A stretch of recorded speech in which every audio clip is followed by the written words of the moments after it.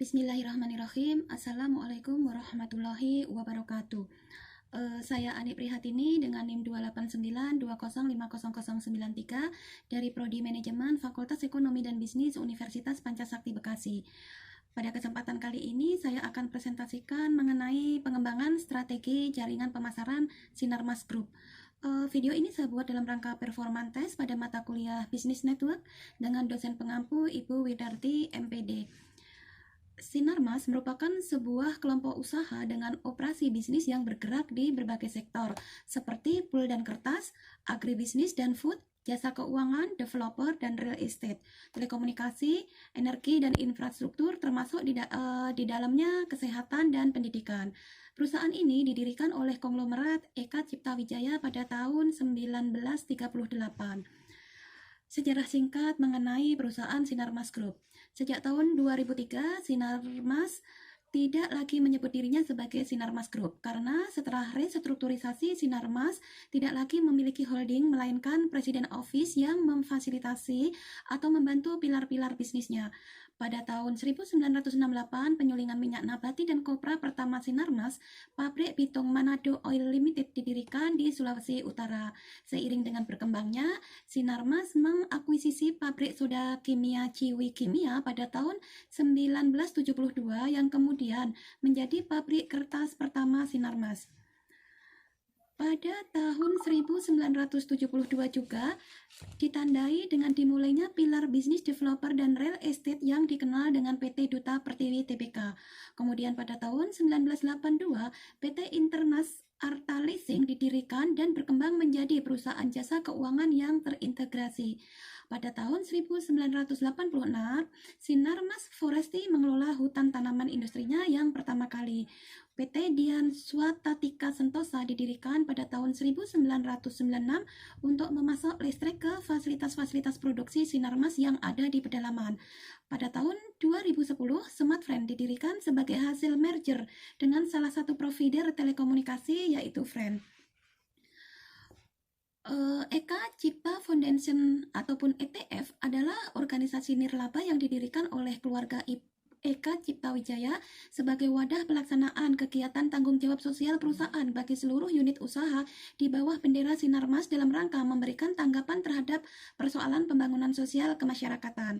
ETF ini didirikan seiring dengan bergairahnya pembangunan sosial kemanusiaan, ekonomi kemasyarakatan, dan lingkungan hidup yang dilakukan di berbagai sektor usaha.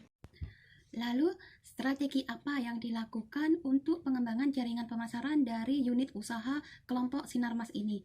Sinarmas fokus pada penjualan produk yang bermerek ataupun produk branded dengan teknik pemasaran berbasis teknologi dan internet.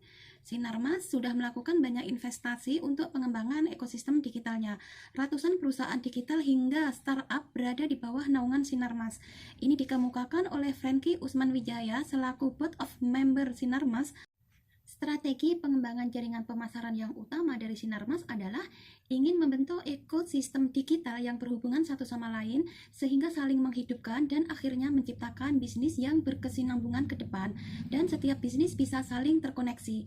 Investasi pun dilakukan oleh Sinarmas untuk mengembangkan bisnis teknologi mulai dari membangun jaringan infrastruktur, komunikasi hingga membeli saham sejumlah perusahaan-perusahaan digital. Sinarmas ingin mengembangkan lebih besar lagi untuk digital infrastruktur platform. Sinarmas menyadari pentingnya digitalisasi guna mengoptimalkan bisnis dengan cara menghubungkan berbagai kebutuhan dari berbagai titik pemangku kepentingan.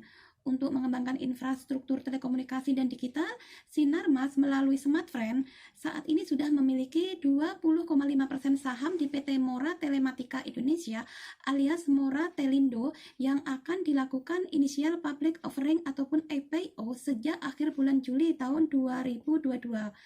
Sinarmas mentargetkan tentang bagaimana Indonesia ini betul-betul masuk ke era digitalisasi yang full scale. Jadi, strategi untuk pengembangan jaringan pemasaran dari Sinarmas ini yang utama adalah mereka ingin entry point to digital transformation. Untuk mencapai tujuan tersebut, mereka mengembangkan digital infrastruktur platform yang di dalamnya mereka mengembangkan jaringan dan membangun data center, fiber, FTTH, dan jaringan seluler. Nah, untuk yang kedua, mereka mulai merambah untuk pengembangan masuk ke digital solution, yang mana Sinarmas ini masuk ke startup ekosistem, terus dia juga masuk ke konten streaming media, masuk ke fintech dan lain-lain. Presiden Direktur PT Smartfren Telekom Tbk, Mirsa Fajis, menyatakan ekosistem digital yang sudah dimiliki oleh Sinarmas, baik itu ekosistem startup lewat Yes Ventus maupun Sinarmas Digital Ventus atau yang kita kenal dengan istilah SMDV. Lalu untuk ekosistem konten dan streaming media, saat ini Sinarmas sudah memiliki saham di Video, WeTV hingga View. Ada juga ekosistem fintech lewat Dana, Stockbit, Coinwork, dan lain-lainnya. Lalu ekosistem digital lainnya melalui Aruna, Sosiola, dan lain-lain. Kemudian Sinarmas juga mulai menjajakin investasi di bank yang bisa untuk dijadikan bank digital. Cuma saat ini masih dicari-cari bank yang cocok untuk diambil alih oleh Sinarmas sebagai bank digital. Bagaimana keberhasilan dari semua strategi yang dilakukan untuk pengembangan jaringan tersebut? Menurut pendapat saya, Sinarmas sebagai perusahaan yang mempunyai kelompok usaha dan pengembangan bisnis di berbagai sektor sangat berhasil dengan strategi pengembangan jaringan pemasarannya melalui pembentukan ekosistem digital yang berhubungan satu sama lain, sehingga saling menghidupkan dan akhirnya menciptakan bisnis yang berkesinambungan ke depan, dan setiap bisnis tadi bisa saling terkoneksi dan support satu sama lain.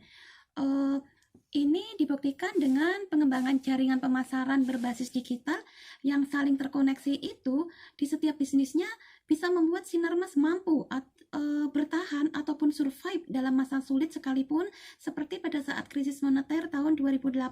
Sinarmas juga terus mengembangkan dan belajar bagaimana make the real business, tidak lagi dengan cara yang gampang, yaitu dengan penambahan dana kredit sebesar-besarnya untuk memberikan promosi semata-mata, tapi mereka selalu mencari cara bagaimana yang cepat dan tepat, yaitu dengan mengembangkan ekosistem digital yang saling terkoneksi satu sama lain di semua kelompok usahanya. Bukti keberhasilan itu ditandai dengan bertahannya semua perusahaan unit usaha di bawah naungan Sinarmas, di mana saat masa sulit krisis moneter 2008 bahkan hingga sekarang ini, Sinarmas mampu semakin mengembangkan dan menambah jumlah unit usahanya dengan sangat signifikan. Hal ini terbukti dengan bertambahnya banyaknya unit usaha yang dimiliki jaringan Sinarmas. Lebih dari 160 unit usaha dikembangkan oleh perusahaan Sinarmas tersebut. Di antaranya yang tadinya ada PT Sinarmas Komunikasi Teknologi.